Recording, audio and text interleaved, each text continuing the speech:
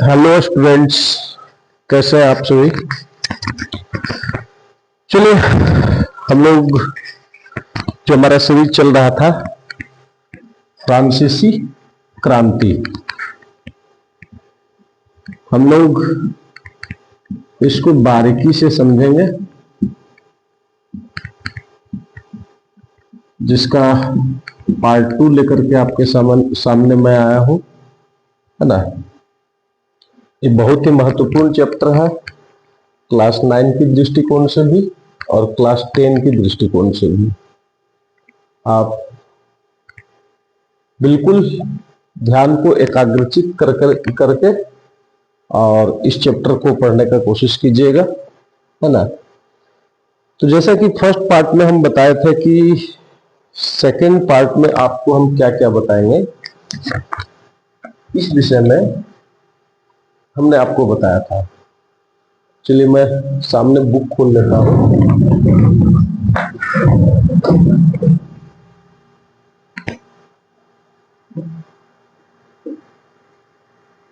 है ना, हमने आपको बोला था कि 18वीं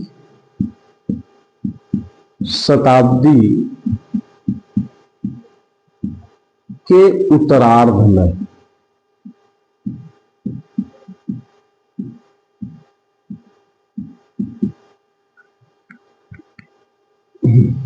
फ्रांस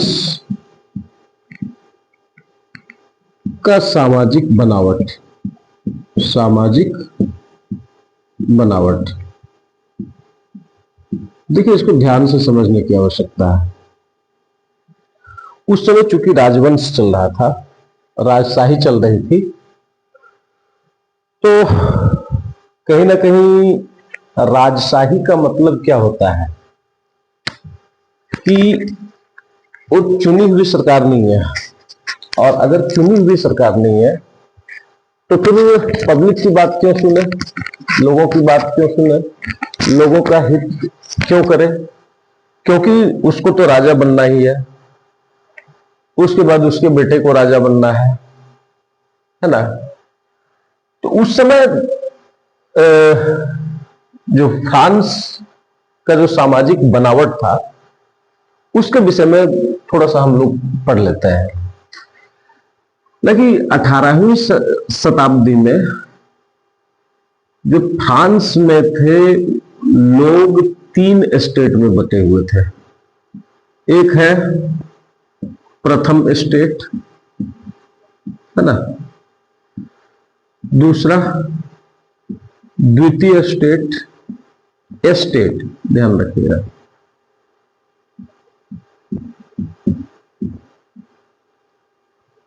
तीसरा तृतीय स्टेट,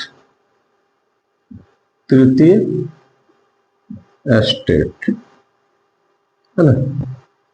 3 वर्गों में समाज बटा हुआ था। प्रथम स्टेट में जो होते थे वो पादरी वर्ग के लोग होते थे। पादरी वर्ग किसको कहा जाता था? जो चर्च में रहते थे। कहने का मतलब पुजारी वर्ग जो होता था उसको हम बोल सकते हैं, है ना, वो पादरी वर्ग था। द्वितीय स्टेट में कुलीन, अधिकतर जमीनों के मालिक जो होते थे वो कुलीन वर्ग के लोग ही होते थे, है ना। और तृतीय स्टेट के लोगों में मजदूर, कारीगर, किसान, ध्यान से समझिएगा, है ना, कि उस समय जो फ्रांस का समाज था वो कितने स्टेट में बटा हुआ था? 3 स्टेट में बटा हुआ था।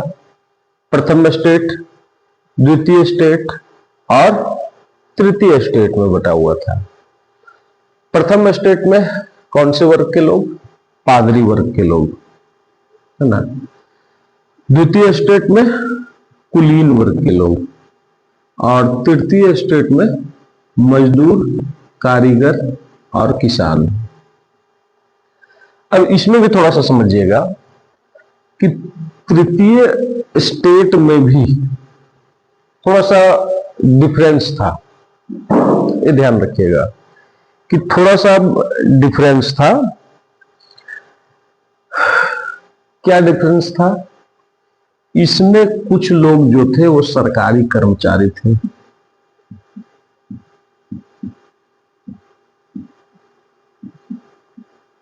वकील थे, कुछ लोग राजाओं के यहां काम करते थे, है ना। कहने का मतलब यही है कि उस समय का जो समाज था वो तीन वर्गों में बटा हुआ था, है ना।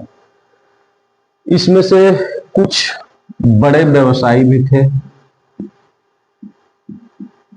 किसमें? तृतीय स्टेट में, है ना। व्यापारी भी थे। ध्यान से देख लीजिए, इस तरह से फ्रांस का समाज बटा हुआ था, है ना। ये एक बार देख लीजिए आप इसको, है ना। मैं साइड हट जाता हूं। अब यहां पे सवाल ये उठता है कि चलो भाई, समाज बटा हुआ था, लेकिन इसका फ्रांसीसी क्रांति से क्या लेना देना है? इन वर्गों का फ्रांसीसी क्रांति से लेना देना क्या है? तो अब ध्यान दीजिएगा, लेना देना क्या है। हमने बताया कि समाज तीन वर्गों में बटा हुआ था। पहला था पादरी वर्ग, है ना। ये कहां पे रहते थे? चर्च में, है ना, जिसको पुजारी हम बोल सकते हैं, चर्च का पुजारी, ठीक है। इनको विशेषाधिकार थे, विशेषाधिकार था। जन्म से कुछ विशेषाधिकार प्राप्त थे, है ना। इनको वर्क नहीं करना है, सिर्फ इनको क्या करना है? चर्च में अपनी सेवा देनी है, और इसके बदले में उन्हें पैसे मिलते थे, है ना। दूसरा कुलीन वर्ग, ये जो होते थे अधिकतर जमीनों के मालिक होते थे।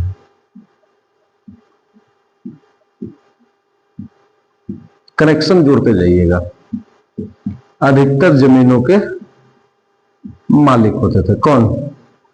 कुलीन वर्ग, है ना। अब यहां पे ध्यान दीजिएगा, तीसरा वर्ग क्या बचा? मजदूर, किसान, है ना, यही सब बचे। अब बात क्या था वो समझिएगा कि चूंकि हम पहले बताए कि राजा जो था लुईस 16वीं जो था, उसने अपने खर्चे की भरपाई के लिए लोगों पर कर लगा दिया, टैक्स लगा दिया, भारी भरकम टैक्स लगा दिया, है ना। और यहां पे प्रथम स्टेट और द्वितीय स्टेट को किसी भी प्रकार का टैक्स नहीं देना होता था, है ना। प्रथम स्टेट और द्वितीय स्टेट को किसी भी प्रकार का कोई कर नहीं देना होता था, और सारे कर का बोझ जो होता था वो किस पे? तृतीय स्टेट पे लगा दिया जाता था, है ना। एक तो काम भी करें, है ना, और दूसरा कि सारा टैक्स भी भरना है उन्हीं को, है ना, तृतीय स्टेट को। तो निश्चित ही लोगों में एक प्रकार का व्यापक गुस्सा आएगा। अब वो टैक्स किस प्रकार के होते थे, उस टैक्स के विषय में हम लोग थोड़ी सी जानकारी लेते हैं कि टैक्स, कौन कौन से टैक्स उनको लिया जाता था, है ना। तो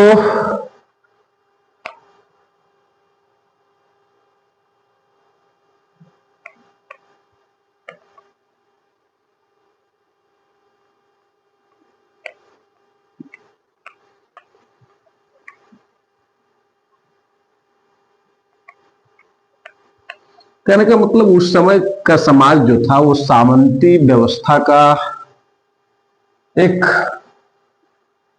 बहुत ही बड़ा उदाहरण था। सामंती व्यवस्था हम लोग कहते किसको है, ध्यान दीजिएगा, सामंती व्यवस्था किसको कहा जाता है?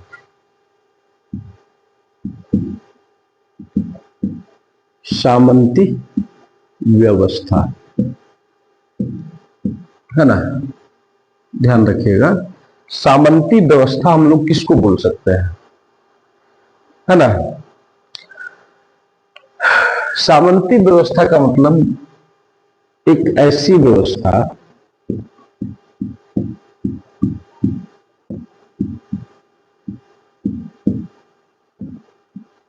जहां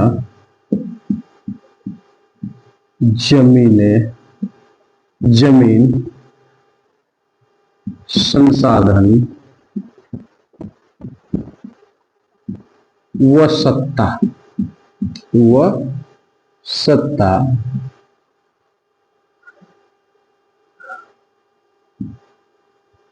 कुछ एक व्यक्तियों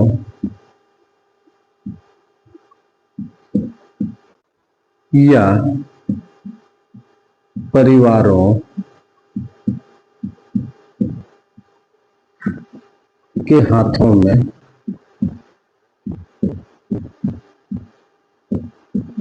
में सिमट जाता।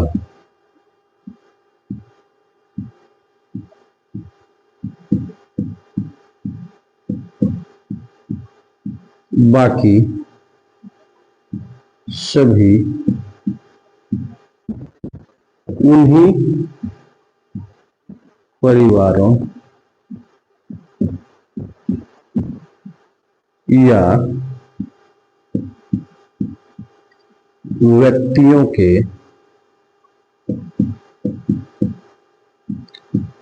अधीन होकर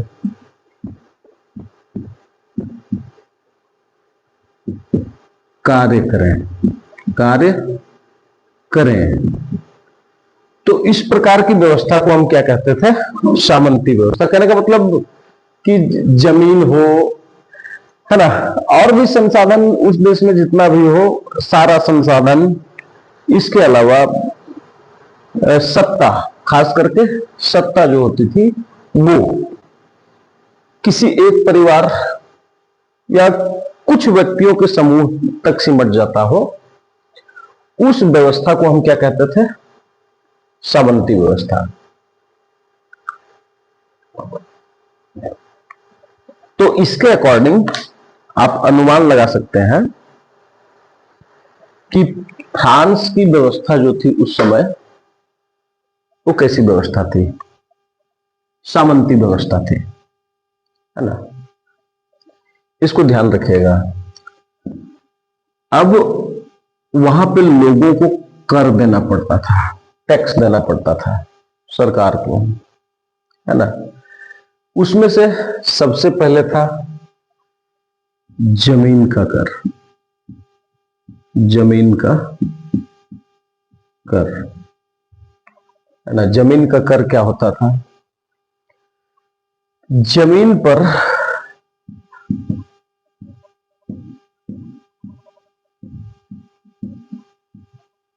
खेती करने के बदले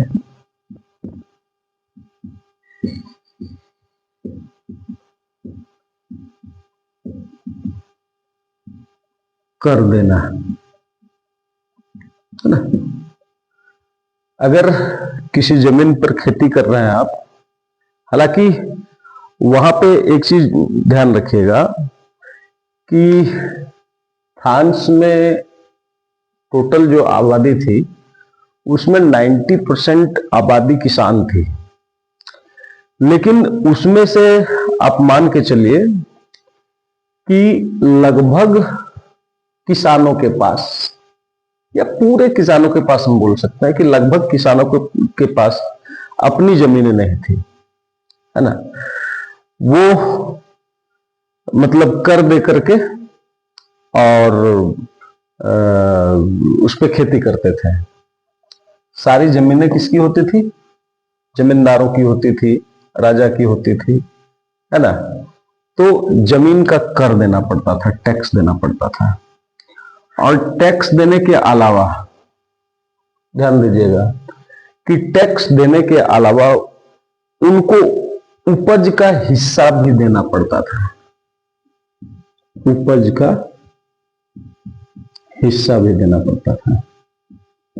इस चीज को ध्यान रखिएगा, इस पॉइंट को आप ध्यान में रखिएगा कि एक तो टैक्स दे रहा है और दूसरा टैक्स के बाद जो होता था फसल उसमें होता था, उस फसल को मतलब देना पड़ता था, है ना, किसको, जमींदारों को उपज का हिस्सा देना पड़ता था। अबाउट 10% था शायद, कि जितना उपज हुआ उसका 10% राजकोष में जाएगा, है ना, जमींदारों के पास जाएगा। इसके आगे जब हम बढ़ते हैं तो दो और टैक्स हुआ करते थे, टाइड और टाइल। टाइड, टाइड और टाइल, इसको ध्यान से समझिएगा। टाइड क्या था और टाइल क्या था। टाइड जो था ये सीधे चर्च में जाता था। कहां पे जाता था? चर्च में, है ना, सीधे चर्च में जाता था, ध्यान रखिएगा। और टाइड एक ऐसा कर था जो सीधे चर्च को जाता था, और ये होता कितना था? 10%, कमाई का 10वां हिस्सा, 10वां हिस्सा, है ना। ये डायरेक्ट राजकोष में जा रहा है। इसको दूसरे शब्दों में हम टाइल भी बोल सकते हैं। क्या बोल सकते हैं? टाइल। लेकिन ये जो टाइल होता था वो एक खास समूह चर्च के पास जाता था, पादरी वर्ग के पास जाता था, और ये भी उतना ही होता था, अबाउट 10 से 20% के बीच में, 10 से 20% के बीच में ये आगे पीछे होता रहता था, है ना। ये 10 से 12% के बीच में ये टैक्स लगता था। कौन सा? टाइड जो होता था। तो टाइड को हम कह सकते हैं एक प्रकार का धार्मिक कर था, वो जो सीधे तौर पे कहां पे जाता था?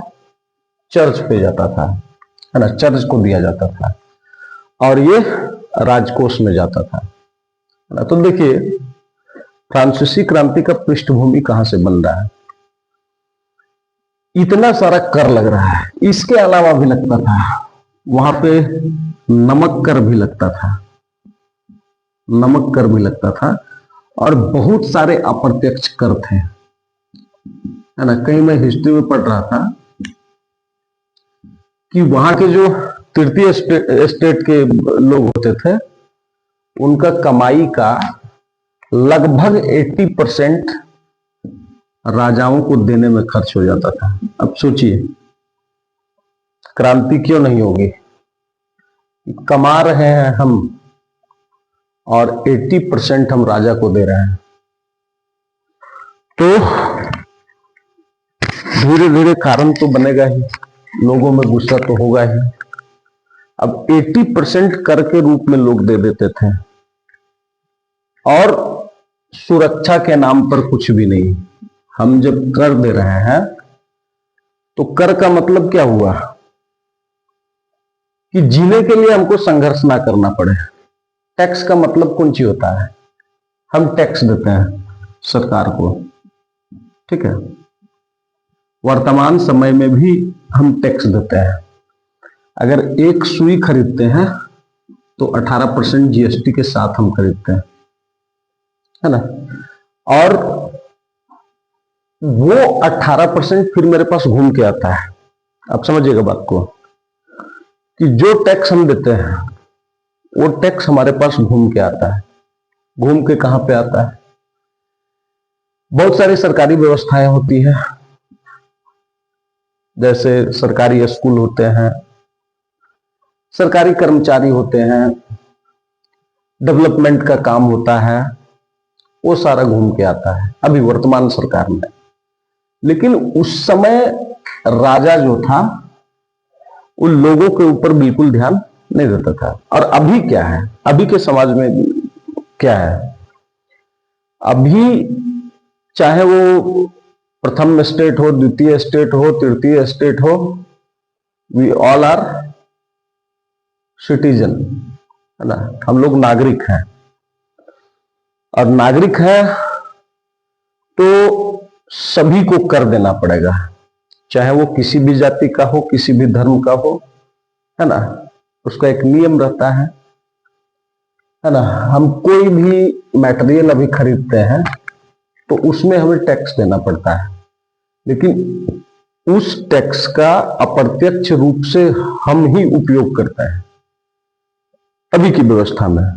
लेकिन उस समय की व्यवस्था ऐसी नहीं थी, उस समय राजशाही था, है ना। राजशाही जो किसी का सुनता नहीं था, ध्यान रखिएगा। अब यहां पे फ्रांसीसी क्रांति में फिर से लौटते हैं कि यहां पे कर का सारा बोझ किस पे डाल दिया गया? तृतीय स्टेट पे। किस पे? तृतीय स्टेट पे डाल दिया गया, है ना, तीसरे स्टेट पे डाल दिया गया। अब यहां पे ध्यान रखिएगा, पृष्ठभूमि कैसे बनती है क्रांति की, वो देखिएगा।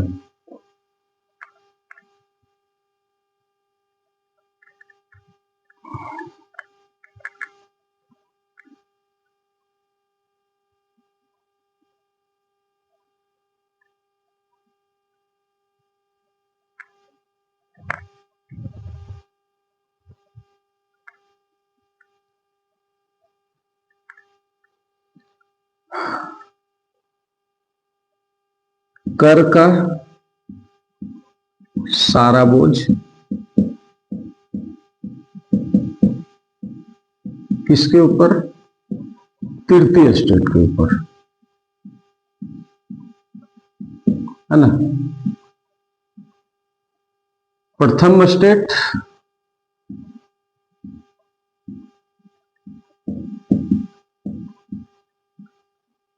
व द्वितीय स्टेट,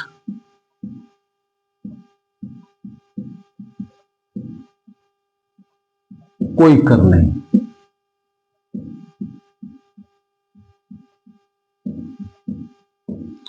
तो यहां पे एक जैसे जनभावना होती है ना कि अगर भाई टैक्स लेना है तो आप प्रथम स्टेट से भी लीजिए, द्वितीय स्टेट से भी लीजिए, तो हम भी देने के लिए तैयार हैं।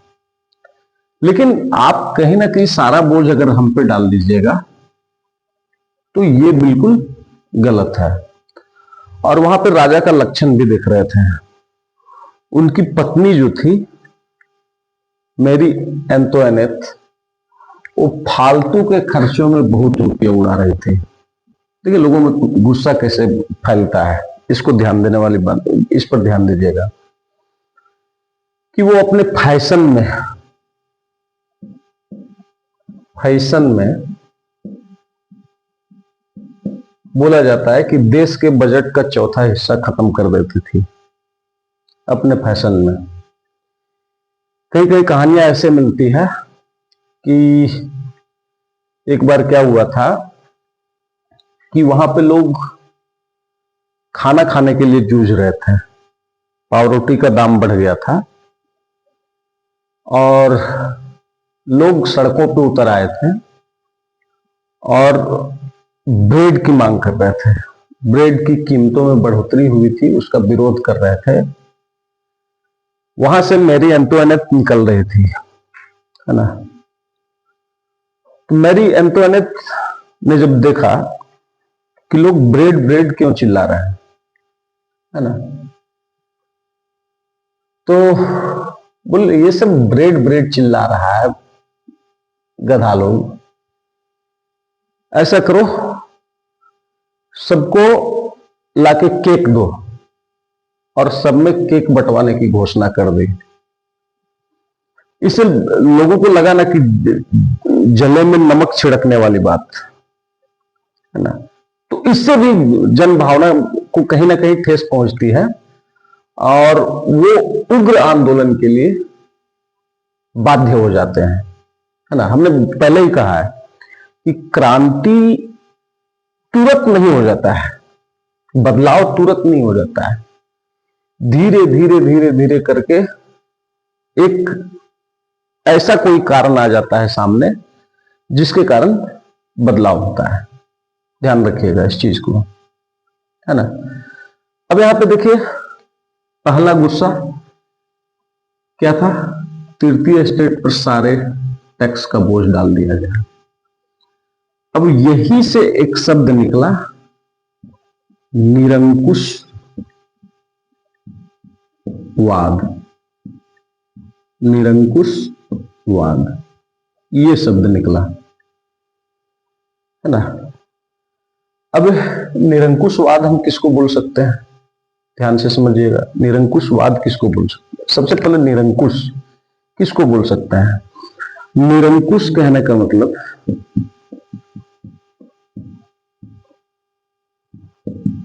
जिस पर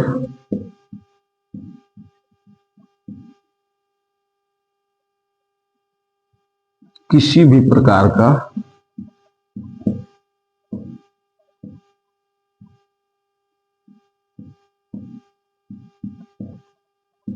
अंकुश ना हो, है ना। अब देखिएगा, ध्यान दीजिएगा, निरंकुश का मतलब क्या होता है? जिस पर किसी भी प्रकार का अंकुश ना हो। जैसे एग्जाम्पल, हम जब साइकिल चलाते हैं तो साइकिल में ब्रेक होता है ना।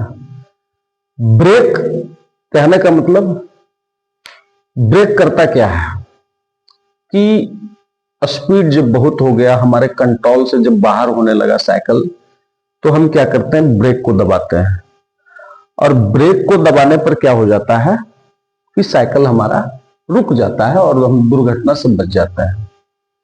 गाड़ियों में भी यही चीजें होती है कि गाड़ियों में उसकी रफ्तार पर अंकुश कौन लगाता है? तो वो ब्रेक लगाता है ना। इसके अलावा हम राजनीतिक परिपाटी में अगर आए तो अभी आप देखते होंगे, एक होता है पक्ष और दूसरा होता है विपक्ष। आपने सुना होगा, है ना, एक पक्ष और दूसरा विपक्ष। बोला जाता है कि एक स्वस्थ लोकतंत्र के लिए मजबूत विपक्ष का होना जरूरी है। क्यों जरूरी है भाई? क्योंकि सत्ता पक्ष को निरंकुश होने से विपक्ष बचाता है। ध्यान दीजिएगा, उस समय के शासनकाल से हम इसको जोड़ के देखेंगे। जैसे सत्ता पक्ष है ना, उसकी सरकार है, तो वो अपनी मनमर्जी से कार्य करना प्रारंभ कर देगा, है ना। पब्लिक का किसमें हित हो रहा है, किसमें अहित हो रहा है, ये नहीं सोचेगा, क्योंकि उसके पास पावर है और अपने पावर का यूज करके वो कुछ भी कार्य कर सकता है। लेकिन यहां पे विपक्ष जो होता है, विपक्ष को भी भारी जन समर्थन मिला हुआ होता है ना। विपक्ष को भी समर्थन होता है। ये क्या करते हैं कि सरकार ने कहीं भी गलत कदम उठाया तो विपक्ष विरोध करना स्टार्ट कर देती है। वही बात ध्यान दीजिएगा कि सरकार अपने लय में चली जा रही है, अपनी मनमर्जी के अनुसार करते जा रहा है, यानी कि वो कुछ गलत कर रहा है, लोगों के लिए अहित कर रहा है, तो उस पर ब्रेक लगा दिया। यहां पे विपक्ष जो है उसने विरोध कर दिया, है ना, कि नहीं, आप इस वर्ग को नहीं कर सकते हैं, मैं इसको करने नहीं दूंगा, तो उसके काम पे क्या कर दिया, ब्रेक लगा दिया। लेकिन उस समय क्या था, उस समय कोई विपक्ष नहीं होता था। उस समय एकमात्र राजा ही करता धरता विधाता सब कुछ होता था, है ना। आप अभी एग्जाम्पल देख सकते हैं, अभी भी बहुत सारे देश हैं हमारे, चाइना, वहां पे कोई विपक्ष नहीं होता है ना, कोई विपक्ष नहीं है। आप रसिया ले लीजिए, कोई विपक्ष नहीं, विपक्ष का कोई पता नहीं है ना। आपका जो चाइना है, ये यहां पे कम्युनिस्ट सरकार है, कम्युनिस्ट सरकार, कम्युनिस्ट गवर्नमेंट। और अभी वहां के राष्ट्रपति शी जिनपिंग है, और उन्होंने आजीवन अपने आप को राष्ट्रपति घोषित कर दिया। अब वहां पे जब कोई अंकुश ही नहीं है, उस राष्ट्रपति को रोकने वाला कोई नहीं है, तो उस परिस्थिति में क्या होगा, वो क्या होगा, वो निरंकुश हो गया, जो मर्जी आए वो अपने से करेगा, है ना। इसको हम बताएंगे कि चाइना में किस प्रकार की सरकार है जब पॉलिटिक्स का क्लास चलेगा। ये क्लास 9 का ही मटेरियल है ना, ध्यान दीजिएगा। लोकतंत्र क्या, लोकतंत्र क्यों, इसको मैं जब बताऊंगा तो उस समय और डिटेल से समझाएंगे। तो कहने का मतलब क्या है कि अभी का शासन में क्या है कि पक्ष और विपक्ष दोनों होता है। पक्ष अगर कोई भी गलती कर दे तो उस पर ब्रेक लगाने वाला कौन है, विपक्ष है। लेकिन उस समय राजा पर किसी भी प्रकार का कोई अंकुश लगाने वाला नहीं था। जो मन में आया वही नियम लागू कर दिया, जो मन में आया वही टैक्स लागू कर दिया, कोई उसका विरोध करने वाला नहीं है। तो उस परिस्थिति में वैसी विचारधारा को हम क्या कहते हैं, निरंकुशवाद कहते हैं, है ना। जहां पे सरकार पर किसी भी तरह का कोई रोक टोक ना हो, वो अनियंत्रित होकर के फैसले लेते जाए, है ना। ऐसी विचारधारा वाली सरकार को या ऐसे विचारधारा वाले शासन व्यवस्था को हम क्या कहते हैं, ऐसी विचारधारा को निरंकुशवाद कहते हैं, जिस पर किसी भी प्रकार का कोई वाद विवाद तर्क करने का कोई मतलब यही नहीं है, अधिकार ही नहीं है। राजा बोल दिया कि अभी दिन है, तो वहां के लोगों को बोलना पड़ेगा हाँ दिन है। अभी रात है, हाँ रात है, 2 + 2 4, नहीं, राजा बोला 2 + 2 = 5, तुम नहीं बोला, तुम पर कार्रवाई की जाएगी, है ना। तो एक एग्जाम्पल के तौर पे मैं कह रहा हूं, साधारणतया ऐसा होता नहीं है, एग्जाम्पल के तौर पे मैं कह रहा हूं कि निरंकुशवाद का एग्जाम्पल है ना। निरंकुशवाद का बहुत सारा एग्जाम्पल है, बट इसको उस पर मैं अभी विशेष चर्चा नहीं करूंगा। लेकिन निरंकुशवाद के विषय में यहाँ पे देखिए कि तृतीय स्टेट के लोगों के ऊपर जब कर का बोझ पूरी तरह से आ गया, तब उन्होंने वहां कहा यार ये राजा तो बड़ा गड़बड़ है ना, बड़ा गड़बड़ है कि सारा कर्ज का बोझ, सारा कर का बोझ हम ही लोग पे डाल दिया, अर्थात इसमें किसी भी प्रकार का कोई दया दृष्टि हम लोगों के प्रति नहीं है ना। और जो परसों अनाप शनाप करके फैसला लेते जा रहा है, क्या क्या फैसला ये गलत लिया था, इस पे थोड़ा सा प्रकाश डालिए, इसको थोड़ा सा समझिए कि सबसे पहले देखिए कि एक तो जिस समय राजा बना उस समय कोष खाली था, है ना। उस समय कोष खाली था इसके बाद भी ये बेवकूफी क्या किया था कि अमेरिका में लड़ने चल गया ब्रिटिश शासन से, और वो भी क्या, कर्जा लेके लड़ा, कर्ज लेके लड़ा, और 10 अरब लिबरे, ये कम राशि नहीं होती है, 10 अरब लिबरे का कर्ज ले लिया।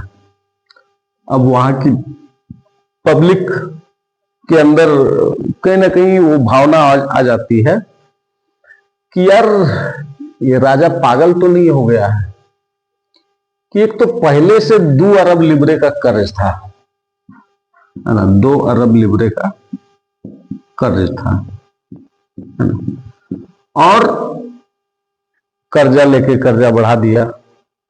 और साथ ही साथ आप ध्यान रखिएगा कि जिन्होंने कर्जा दिया था वे कर्जदाता कितने % की मांग कर रहे थे, 10% की मांग कर रहे थे। तब जो राजकोष खाली हुआ था बेचारा 10% भरता कहां से, है ना। तो इसका सारा बोझ किस पे डाल दिया गया, तृतीय स्टेट पे ले जाके डाल दिया गया, है ना। अब बोला कि लड़ाई करो, तुम लड़ाई किया था उस समय, हमसे पूछ लिया था क्या, है ना। और उसमें जो कर्ज हुआ उसका सारा बोझ तुम एक वर्ग पर डाल देते हो, तब क्या वो राजा क्या है, निरंकुश है या नहीं है? ये जो मनमर्जी करे उसका फैसला तुम लेते जा रहे हो, तुमको कोई रोक टेक करने वाला नहीं है। तब वहां से उस राजा को अर्थात लुई 16 को निरंकुश राजा बोला गया था, है ना। यार इसके मन में जो आ रहा है वो करता जा रहा है ना। हम लोगों के हितों का कोई इसको ध्यान नहीं है, अनाप शनाप फैसला करते जा रहा है, इससे हम लोगों को दिक्कतें होती है ना। तो ये भी फ्रांसीसी क्रांति का एक बड़ा कारण बना। कौन? अनाप शनाप फैसला लेना, निरंकुशवादी व्यवस्था, ये भी फ्रांसीसी क्रांति का एक महत्वपूर्ण कारण बना था। तो चलिए आज की वीडियो में इतना ही, फिर मिलते हैं इसके अगले पार्ट में, है ना।